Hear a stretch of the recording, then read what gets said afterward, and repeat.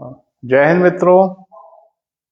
मैं मनोज सिंह तोमर आपका स्वागत करता हूं बेटा लाइव क्लास में।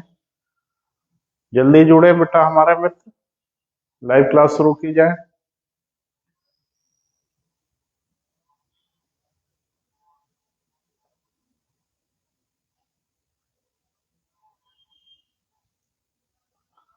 लाइव क्लास को भी बेटा शेयर करिए, ज्यादा से ज्यादा मित्रों तक बात पहुंचे, और चैनल को भी सब्सक्राइब करें बेटा।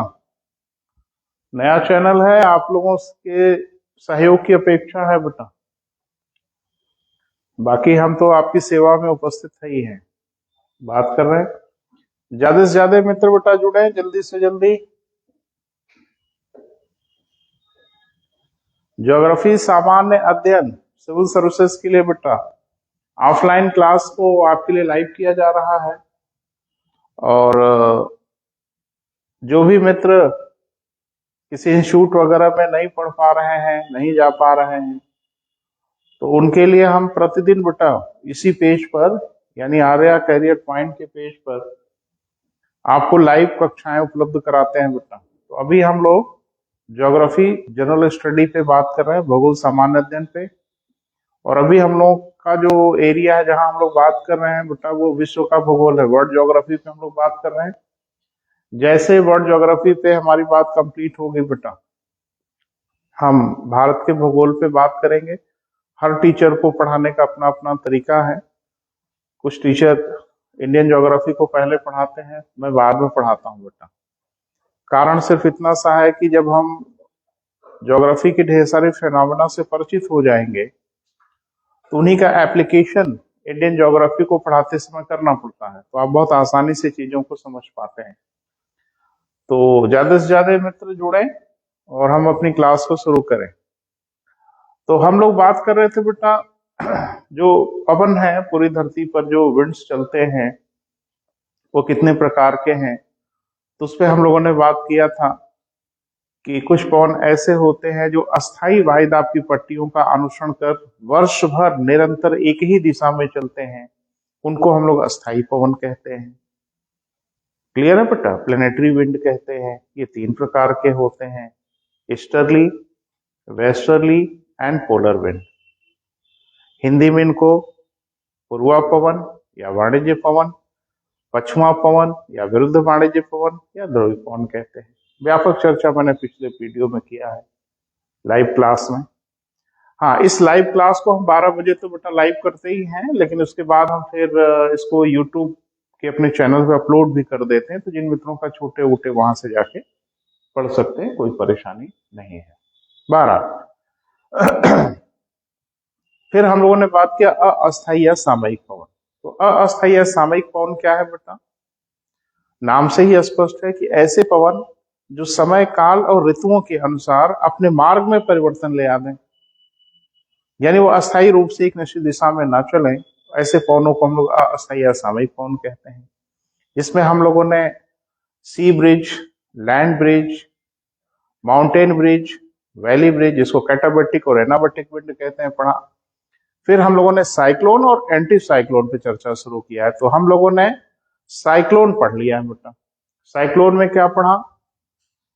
साइक्लोन उत्पत्ति के आधार पे, जहां वो जन्म लेते हैं उसके आधार पे हम लोगों ने 2 भागों में बांटा। थोड़ा ब्रीफ कर देते हैं बेटा। एक को हम लोग कहते हैं बेटा ट्रॉपिकल साइक्लोन, यानी उष्ण क्षेत्रीय चक्रवात। ये कहाँ आते हैं? उष्ण कटिबंधों में आते हैं। आने का कारण मैंने पिछले वीडियो में बड़े विस्तार से आपको बताया था। आने का कारण सिर्फ और सिर्फ सूर्यताप है, जिससे यहाँ पे कन्वेक्शन करंट क्रिएट होती है और फिर इन चक्रवातों का जन्म होता है। और दुनिया के अलग अलग क्षेत्रों में इनको अलग अलग नाम से हम लोग जानते हैं। सब चर्चा मैंने किया। हरिकेन है, टॉर्नेडो है, टाइफून है, विली विलीज है। ये अलग अलग इलाकों में इनको हम लोग अलग अलग नाम से जानते हैं। शीतोष्ण कटिबंधीय चक्रवात या शीतोष्ण क्षेत्रीय चक्रवात उनको कहते हैं जो टेम्परेट रीजन में आते हैं, यानी शीतोष्ण कटिबंधों में आते हैं। अगर अक्षांशों की बात करें तो मोटा मोटा आप कह सकते हैं 30 degree latitude to 60 degree latitude, 30 अंश अक्षांशों से 60 अंश अक्षांशों के बीच में आते हैं। मैप में अगर इन लैटिट्यूड को आप देखेंगे तो साफ साफ आपको नजर आएगा कि उत्तरी गोलार्ध और दक्षिणी गोलार्ध में, इन इलाकों में अगर देखें तो उत्तरी गोलार्ध में स्थल अधिक है, दक्षिणी गोलार्ध में सागर अधिक है। तो जाहिर सी बात है अधिक तेजी से कहां चलेंगे? दक्षिणी गोलार्ध में चलेंगे। एक चीज मैंने बताया था कि हमेशा इनकी दिशा फिक्स होती है, ये हमेशा वेस्टर्ली यानी पश्चिमा पवन के मार्ग में आगे की ओर बढ़ते हैं। जिधर पश्चिमा पवन जा रही होती है उधर ये साइक्लोन बढ़ते हैं। इसी प्रकार के साइक्लोन का इम्पैक्ट इस समय उत्तरी भारत के क्षेत्रों में पड़ रहा है, जिससे वर्षा वगैरह हो रही है, जिसको हम लोग ज्योग्राफी में पश्चिमी विक्षोभ के नाम से जानते हैं, वेस्टर्ली डिस्टर्बेंस के नाम से जानते हैं। अखबारों में अक्सर आप पढ़ते हैं, ये हेडिंग आती है कि फिर आया पश्चिमी विक्षोभ। ये पश्चिमी विक्षोभ क्या है बेटा? वास्तव में मेडिटेरेनियन सी यानी भूमध्य सागर के आसपास कुछ साइक्लोन्स क्रिएट होते हैं, जिनका मूवमेंट पश्चिम से पूरब की ओर होगा तो डेफिनेटली वो भारत की ओर, ईरान, इराक, अफगानिस्तान होते हुए ये भारत की ओर बढ़ते हैं। इन्हीं को हम लोग क्या नाम देते हैं बेटा? पश्चिमी विक्षोभ, जिसके कारण उत्तर भारत में वर्षा होती है। ये सब चर्चा हो गई थी बेटा, तो आज हम लोग उसी सीक्वेंस में बात करेंगे।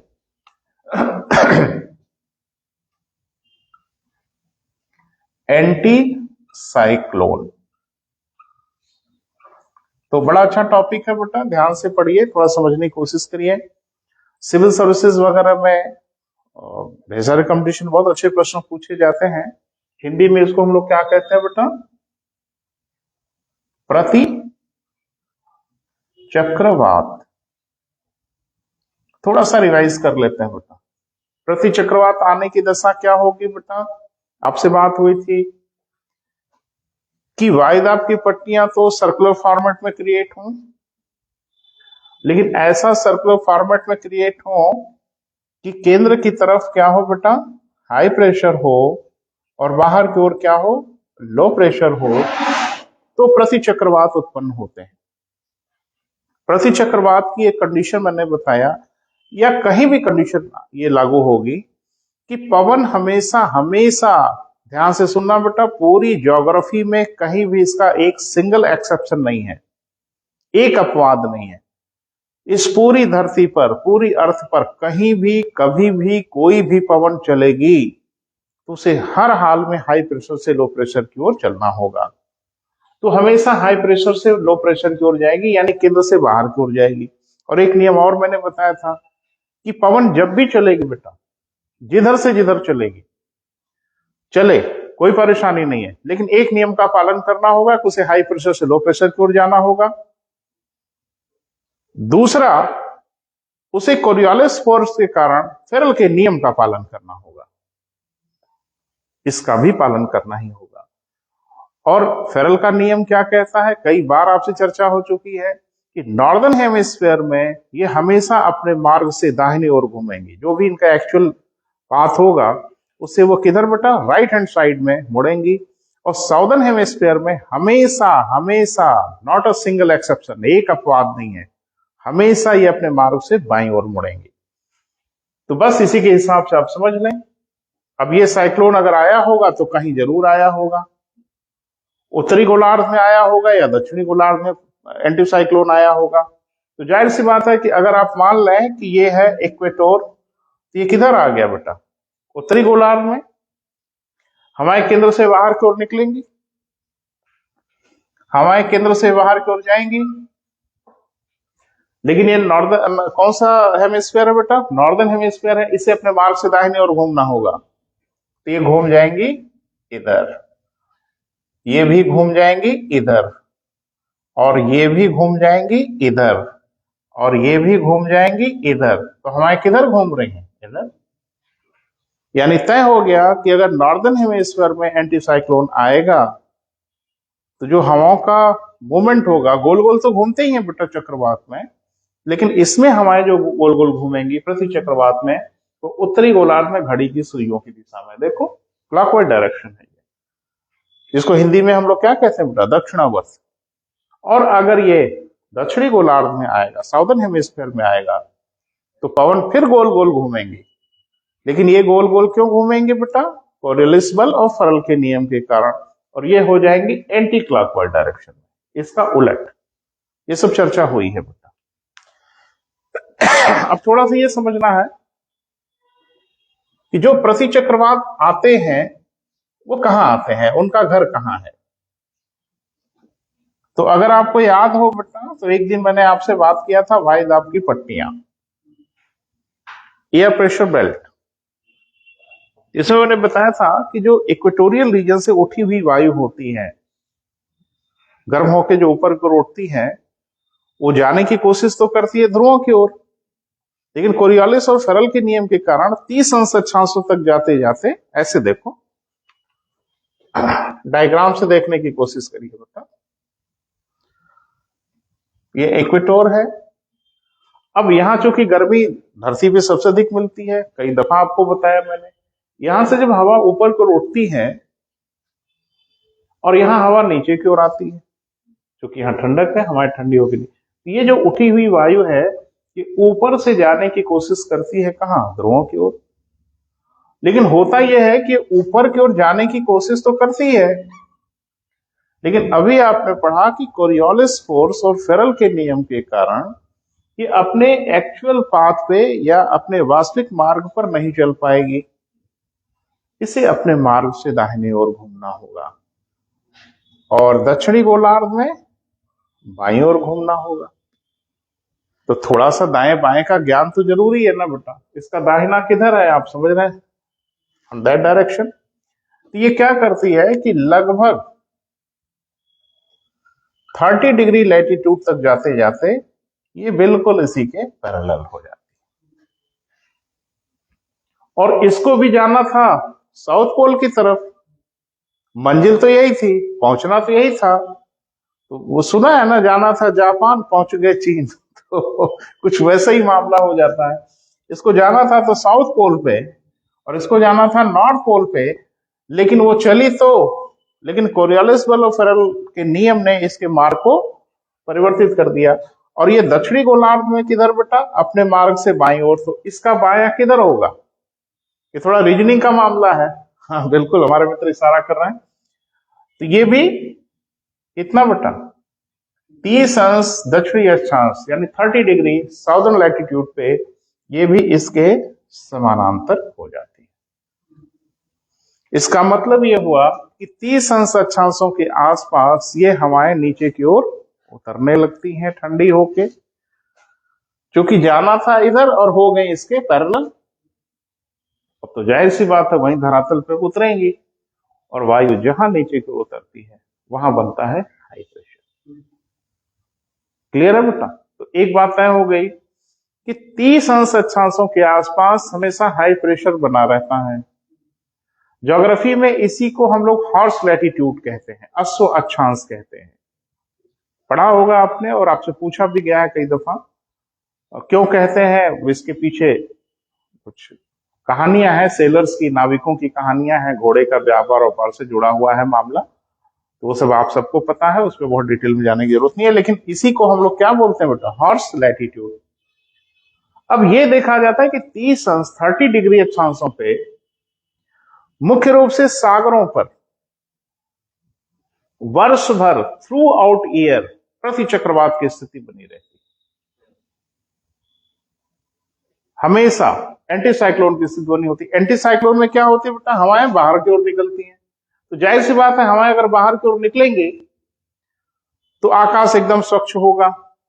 हाँ, एक बात ध्यान रखना बेटा, जहां चक्रवातों में वर्षा होती है, और यह भी ध्यान रखना कि चक्रवातों के हमेशा, जैसे कोई साइक्लोन चल रहा है ना बेटा, इसकी आई होती है, ये इसका मोमेंट समझो, हमेशा इसके अगले भाग में बारिश होती है, चक्रवातों के अग्रभाग में वर्षा होती है बेटा, ध्यान रखना। लेकिन प्रति चक्रवात में आकाश एकदम स्वच्छ हो जाता है, नीला हो जाता है, बादल विहीन हो जाता है। क्यों? क्योंकि पवन केंद्र से बाहर की ओर निकलते हैं ना बेटा, तो अगर क्लाउड वगैरह हुआ भी तो उसको भी लेके बाहर निकल जाते थे, एकदम स्वच्छ आकाश आपको मिल जाता है। तो ध्यान रखना, प्रति चक्रवातों का जो घर है बेटा, जहां वर्ष भर ये विद्यमान रहते हैं, वो इनका घर है 30 डिग्री लैटिट्यूड, दोनों ही गोलार्धों में। क्लियर है? लेकिन स्पष्ट रूप से ये स्थलों पे नहीं, सागरों में दिखाई देते हैं। यानी हमेशा प्रति चक्रवात की स्थिति 30 अंश अक्षांशों पे सागरों में मिलती है। अब प्रश्न ये कि ऐसा क्यों? 30 अंश अक्षांश से तो स्थल भी गुजरता है, सागर से भी गुजरती होगी, तो स्थलों पे क्यों नहीं होता? बिल्कुल साफ है बेटा कि स्थल टेम्परेचर को लेके तेज रिएक्शन करते हैं, यानी वो तेजी से गर्म होते हैं और तेजी से ठंडे होते हैं। तो अगर तेजी से गर्म और ठंडे होंगे रात दिन में, तो स्पष्ट वायुदाब की पट्टी नहीं बन पाएगी। सागरों की खासियत यह है कि सागर सूर्यताप को लेके बहुत स्लो रिस्पांस करते हैं, यानी गर्म भी होते हैं तो धीरे धीरे और ठंडे भी होते हैं तो धीरे धीरे। यानी तय हो गया बेटा कि जो एंटी साइक्लोन है वो वर्ष भर through out year 30 degree latitude के सागरों पर स्पष्ट दिखाई देता है। तभी ना नाव लेके और घोड़ा ओड़ा लेके व्यापार करते थे तो दिक्कत हो जाती थी, तो सागरों में स्पष्ट दिखाई देता। अब इसका एक बड़ा विचित्र कारण बेटा सिविल सर्विसेज में पूछा गया कि 30 अंश अक्षांशों पर, ध्यान से सुनना बेटा, हम अभी डायग्राम से आपको समझाते हैं। 30 अंश अक्षांशों पर सागरों के पूर्वी भागों में वर्षा नहीं होती, जबकि सागरों के पश्चिमी भागों में वर्षा होती है। यह आपसे पूछा गया, ऐसा क्यों होता है? मैंने इसका रीजन क्या है? तो इसका कोई रीजन होगा, वो रीजन हम आपको समझाने की कोशिश करते हैं। हाँ, थोड़ा सा आपसे बस ये प्रत्याशा कि अगला टॉपिक है, अगली लाइव क्लास में हम आपसे बात करेंगे वर्षा वगैरह की, यानी कैसे प्रेसिपिटेशन होता है, कैसे वर्षा होती है, आर्द्रता क्या है, ह्यूमिडिटी क्या है, उसका डिस्ट्रीब्यूशन क्या है, सैचुरेशन क्या है, कंडेंसेशन क्या है, हम सब बात करेंगे बेटा। लेकिन अभी थोड़ी सी जरूरत है, क्योंकि वर्षा का मामला आ गया है, तो उसको थोड़ा समझने का प्रयास करते हैं। तो एक डायग्राम है बेटा आपके लिए, उस डायग्राम के माध्यम से थोड़ा हम समझते हैं।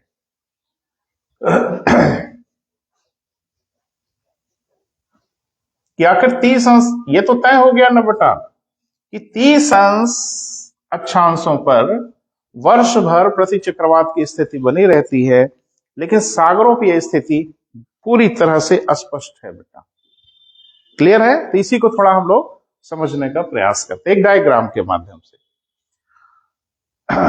तो थोड़ा सा हम एक डायग्राम आपको दिखाते हैं बेटा, जरा इसको ध्यान से देखिएगा, समझने की कोशिश करिएगा।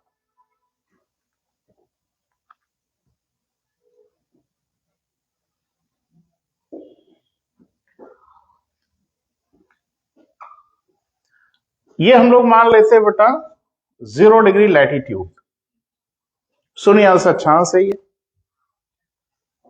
इसको हम लोग मान लेते हैं स्थल है,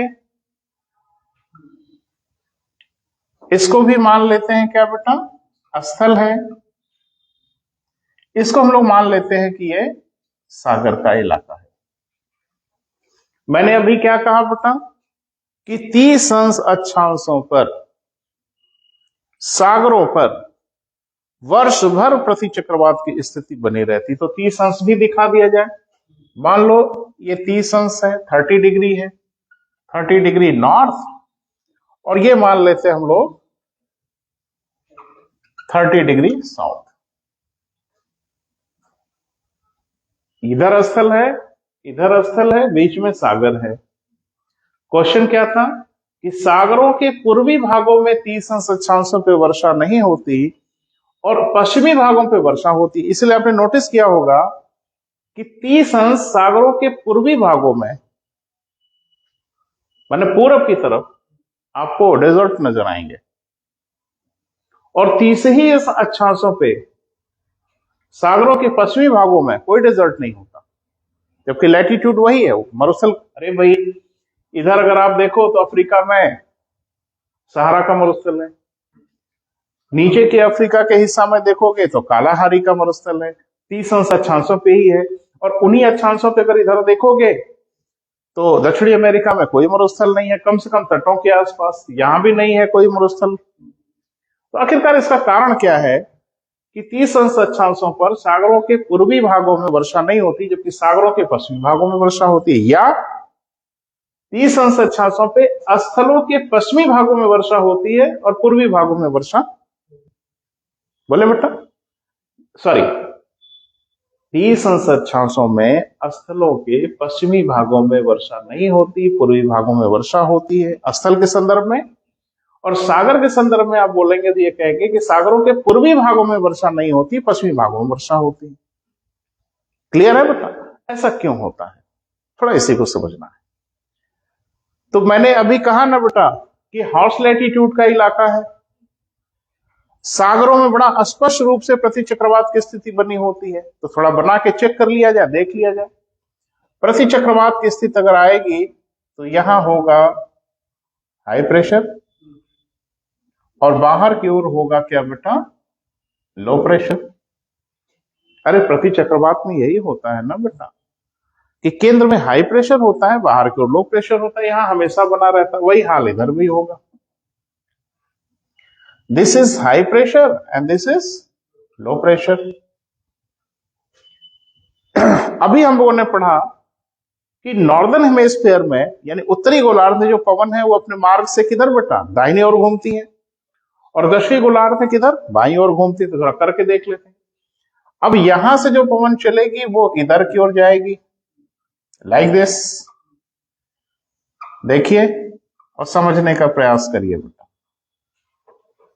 यहां एंटी क्लॉक, इसका उलट, तो यहां पवन चलेगी like this, like this, like this, like this. बस यही तो कहानी दिख रही है बेटा। एक चीज बताओ कि यहां से जो पवन जा रही है वो ठंडे क्षेत्रों में जा रही है। अक्षांश जैसे जैसे बढ़ता है तापमान घटता है, ये आपने पढ़ा है। और अक्षांश जैसे जैसे घटता है तापमान बढ़ता है। अब एक चीज देखो अपनी आंख से, ये पवन अधिक तापमान वाले इलाके से कम तापमान की ओर गई और फिर वहां से लौट रही है किधर, हाई टेम्परेचर की ओर। इधर जरा देखो और समझने की कोशिश करिए। ये हवा हाई टेम्परेचर से यानी मॉइस्चर वगैरह लेके ये जैसे लो टेम्परेचर की ओर जाएगी, इसका कंडेंसेशन हो जाएगा, संघनन हो जाएगा और बारिश हो जाएगी कहां, सागरों पर। और वहां से पलटेगी फिर गर्म क्षेत्रों की ओर। अब ये गर्म जब होने लगेगी तो मॉइस्चर देगी नहीं बेटा, मॉइस्चर लेने लगेगी और यहां वर्षा नहीं करेगी। इधर देखिए, ये गर्म क्षेत्रों की ओर जा रही है, लो लैटिट्यूड है ना बेटा, इसका टेम्परेचर बढ़ रहा है। अब ये क्या की कि हाई मॉइस्चर अपने साथ गेन कर ली। अब यहां से बढ़ रही है लो टेम्परेचर की ओर और जाहिर सी बात है कि इसका कंडेंसेशन हो जाएगा, इसका संघनन हो जाएगा और ये इन इलाकों पे बारिश कर देगी। क्लियर है बेटा? इसको थोड़ा समझना है। आप इधर भी समझ सकते हैं क्या स्थिति बनेगी। बोले लाइट ऑफ कर दीजिए, पूरी लाइट कर दीजिए।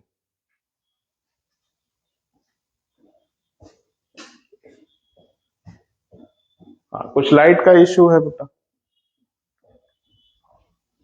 तो इधर जरा देख ले, साउदर्न हेमिस्फीयर में क्या होगा बेटा, दक्षिणी गोलार्ध में क्या स्थिति बनेगी। दक्षिणी गोलार्ध में यह स्थिति बनेगी कि यहां भी प्रति चक्रवात आया। जरा डायग्राम देखने की कोशिश करिए बेटा। यहां से पवन गई हाई टेम्परेचर की ओर, देखो ऊपर की ओर आ रही है। अब ये हाई टेम्परेचर की ओर आएगी तो मॉइस्चर लेगी, गर्म होगी तो मॉइस्चर लेगी, नमी लेगी अपने साथ, और फिर वो जब ठंडे इलाकों की ओर बढ़ेगी तो इसका कंडेंसेशन हो जाएगा, ये ड्यू पॉइंट को टच करेगी और सांगविन को टच करेगी और बारिश होगी। और इधर ये जैसे ही गर्म क्षेत्रों से ठंडे क्षेत्रों की ओर बढ़ी तो अगर इसके पास मॉइस्चर है तो बारिश सागरों पर ही कर देगी और फिर ये यहां से पलट के गर्म क्षेत्रों की ओर जब बढ़ेगी तो जाहिर सी बात है अब ये मॉइस्चर लेगी, मॉइस्चर देगी नहीं। ये क्लियर हो गया बेटा डायग्राम से? ध्यान से सुनना। पूरे वर्ष भर,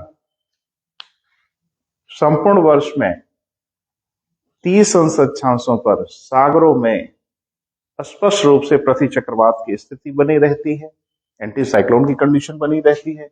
एंटी साइक्लोन का मतलब यह है कि हवाएं अब केंद्र से बाहर की ओर निकलेंगी और जाहिर सी बात है केंद्र से बाहर की ओर निकलेंगी तो आकाश एकदम स्वच्छ हो जाता है। तो ध्यान रखना, प्रति चक्रवात में बारिश नहीं होती, आकाश स्वच्छ हो जाता है। क्लियर है बेटा? और ये चूंकि 30 अंश अक्षांशों पे जो हॉर्स लैटिट्यूड है अरे बेटा यही ना है, 30 डिग्री लैटिट्यूड और ये भी 30 degree latitude. This is north and this is south. ये सागर का इलाका है और सागरों में हमेशा बना रहेगा। अब बना रहेगा तो इसका असर ये होगा कि सागरों के पूर्वी भाग में ये बारिश नहीं करती और सागरों के पश्चिमी भागों में ये बारिश कर देती। स्थलों के सापेक्ष देखें तो स्थलों का ये पश्चिमी भाग है और ये स्थलों का पूर्वी भाग है। तो दोनों तरीके से आपसे पूछ सकता है कि स्थलों के पश्चिमी भागों में 30 अंश अक्षांशों पे बारिश क्यों नहीं होती, या सागरों के पूर्वी भागों में 30 अंश अक्षांशों पे बारिश क्यों नहीं होती। तो कारण बेटा बिल्कुल साफ है कि यहां वर्ष भर प्रति चक्रवात की स्थिति बनी रहती। क्लियर हुआ बेटा। तो जो हम लोगों का एक हिस्सा था बेटा ये अस्थायी या सामयिक पवन या सीजनल विंड या पीरियोडिक विंड कहते हैं, इस पर हम लोगों ने बात कर लिया। मैंने sea bridge, land bridge, katabatic wind, anabatic wind, monsoon, cyclone, anti cyclone पे विस्तार से बात किया है। पिछले 3-4 दिनों से लाइव क्लास में आपसे चर्चा मैं कर रहा हूं। ठीक है बेटा। तो अब हम लोग आगे बढ़ेंगे और अगला हम लोगों का है क्या बेटा, स्थानीय पवन, लोकल विंड। तो स्थानीय पवन माने क्या बेटा, बहुत ढेर सारे पवन हैं जो पूरे धरती पे चलते रहते हैं, लेकिन किसी पर्टिकुलर प्लेस पर, किसी पर्टिकुलर स्थान पे उन्हीं पवनों को हम किसी खास नाम से जानते हैं। जैसे मैं उदाहरण से आपको बताता हूं, जैसे हम लोग यहाँ गर्मियों में पछुआ पवन चलती है, स्पेशली मई जून के महीने में, मई में, अप्रैल मई में खूब इसका प्रवाह देखने को मिलता है। तो वास्तव में ये होती तो वेस्टर्ली जैसी है, अरे पश्चिम से आती है। बच्चे खूब भली प्रकार से समझते हैं, पवन जिधर से आती है बेटा वही नाम होता है। तो एक चीज बताइए कि गर्मियों में हम लोग के यहाँ एक चलती है पवन, जिसको है तो वो पछुआ पवन पश्चिम से आती है, उसको हम लोग पछुआ पवन कहते हैं, वेस्टर्ली कहते हैं। लेकिन उत्तर भारत में उसे किस नाम से संबोधित करते हैं, उसे हम लोग कहते हैं लू, हॉट वेव्स कहते हैं।